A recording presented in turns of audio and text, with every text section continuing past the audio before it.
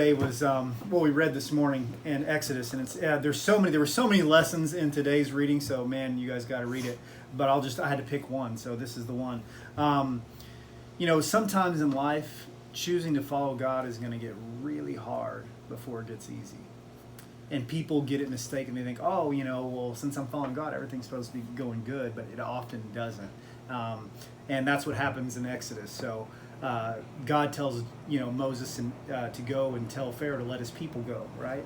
And so when he does, Pharaoh gets angry and he says, all right, he goes, you guys are idle. You got too much time on your hands. You want to go worship your God? Okay, this is what I'm going to do now. Now instead of just, producing, the brick, now you got to go find the straw, and you still got to produce the same number of bricks.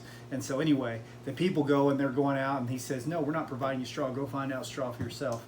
And then so they're doing it, and they're trying to make their bricks, and they start getting beat by the slave drivers, and they're like, why are you guys treating us like this? He goes, it's your own fault. And he said, you asked to go, worship your God, and that means you got too much time in your hands. So now go find your straw, and you still got to produce the same number of bricks. And so then they were distraught, and they went to Moses, and they were like, how is it that you made us stink in the face of Pharaoh this way? And so anyway, but Moses went and he cried out to God on behalf of the people, like, Lord, how does this help us, And so God replies, and he says, I'm going to deliver you with a mighty hand. And so sometimes before your deliverance happens, you're going to have to go through some hard stuff. And matter of fact, and Jesus said in Matthew 10, if you guys remember when we read that earlier, Jesus said, you think that I've come to bring peace? I didn't come to bring peace, but a sword. I've come to divide mother against daughter, and father against son, and son-in-law, basically. And he goes, and the enemies are going to be the ones in your own household.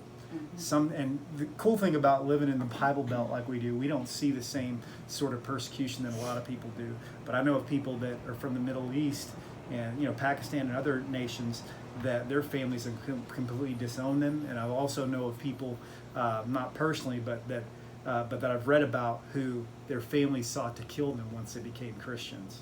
As a matter of fact, one guy, his mom was merciful, and he says, don't let your brothers know that you're talking about Jesus, because they will kill you.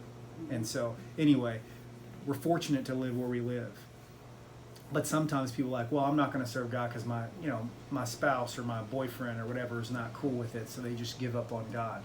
Man, don't fear that. Man, it's important that we fear God and put him first, because if he's not first, he's not anything. Jesus said, he who doesn't hate his father or mother in comparison to me is not worthy of me. So anyway, just wanted to drop that on you. I thought that was a good lesson from today.